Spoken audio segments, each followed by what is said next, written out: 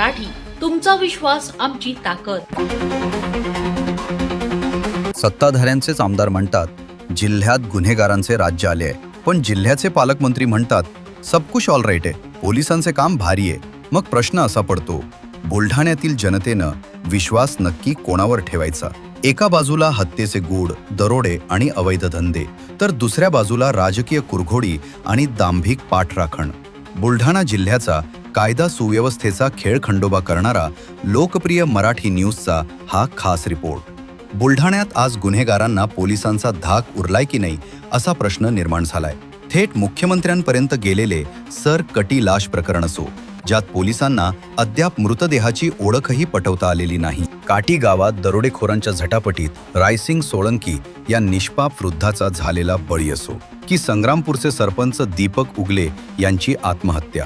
आत्महत्यापूर्वी त्यांनी केलेल्या व्हिडिओमध्ये जुगार अड्डा सुरू असल्याचा आरोप केला आणि दुसरा चालवत असलेल्या जुगार अड्ड्यामागे सत्ताधारी पक्षाच्याच तालुका प्रमुखाचे कनेक्शन समोर आले. घाटाखालील भागात दरोडे, LPG गॅस चोरीचे रॅकेट आणि देहविक्रीचे अड्डे उघडपणे सुरू असल्याचे कारवाईतून समोर आलेले वास्तव. सत्य आहे की परिस्थिती गंभीर आहे. पोलीस प्रशासनानं आम्हाला लिखित आश्वासन दिलं होतं म्हणून आम्ही उपोषण मागे घेतलंय, पण जर त्यांनी दिलेला शब्द पाळला नाही आणि गुन्हेगारी अशीच जिल्ह्यात वाढत राहील तर मी गप्प बसणार नाही. पुन्हा येणाऱ्या काळामध्ये पोलिसांविरोधात शासन दरबारी आम्ही आवाज उठवू, असा थेट इशाराच सत्ताधारी शिवसेनेचे आमदार संजय गायकवाडांनी दिलाय. भाऊ, बुलढाण्यामध्ये क्राईम रेट वाढलाय, दरोड्या चोऱ्या मोठ्या प्रमाणात होते. या संदर्भात आमच्या उपोषण देखील आम्ही मांडलं होतं, पण पोलिसांनी आम्हाला लेखी आश्वासन दिलं की येणाऱ्या काही दिवसामध्ये आम्ही हे सगळं कंट्रोल करू आणि त्याच्यामुळे त्यांच्या आश्वासनानंतर आम्ही आमचं आंदोलन मागे घेतलं आणि येणाऱ्या काही दिवसामध्ये त्यांनी त्यांचे शब्द पूर्ण केले नाहीत तर परत आम्ही शासन दरबारीसुद्धा या विषयासंदर्भामध्ये आम्ही आवाज उठवू. आणि हे सत्य आहे की परिस्थिती फार गंभीर आहे. एक कडक आणि बिनधास्त आमदार पोलिसांच्या नाकर्तेपणाचा पंचनामा करत थेट उपोषणाचा इशारा देतात.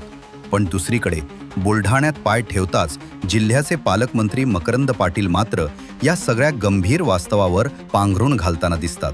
ते म्हणतात बुलढाणा जिल्हा पोलिसांचे काम अतिशय उत्तम आहे. शासनानं त्यांच्या कामाची दखल घेऊन त्यांचा सन्मान आणि गौरव केला आहे. कायदा सुव्यवस्था पूर्णपणे नियंत्रणात आहे. एक गंभीर प्रश्न आहे साहेब की बुलढाणा जिल्ह्यामध्ये कायद्याचा जो क्राईम रेट आहे तो वाढलाय, दरोडे होते, चोऱ्या होत आहे आणि मर्डर पण होते.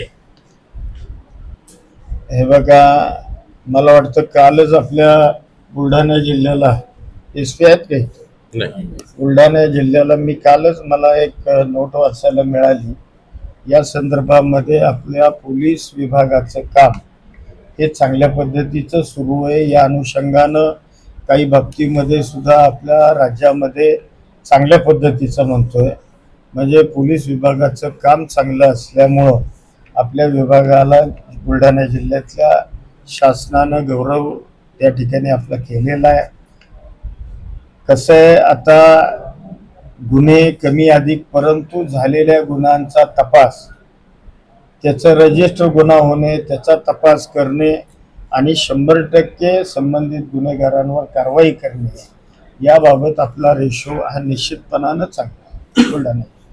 एकीकडे रोज घडणाऱ्या हत्या, दरोडे आणि सुरू झालेले अवैध धंद्यांमुळे सामान्य नागरिक दहशतीत जगतात आणि दुसरीकडे सत्ताधारी पक्षातच पोलिसांच्या कामगिरीवरून गृहकलह पेटलाय. आमदार सत्य बोलतात की पालकमंत्री झाकली मूठ 1.25 लाखाची ठेवतायत. हे बुलढाणा जिल्ह्यातील पोलिसांच्या कार्यप्रणालीवरून सर्वांना दिसून येत आहेत. ब्युरो रिपोर्ट, लोकप्रिय मराठी न्यूज, बुलढाणा. अशाच ताज्या आणि वेगळ्या घडामोडींसाठी पाहत रहा लोकप्रिय मराठी न्यूज.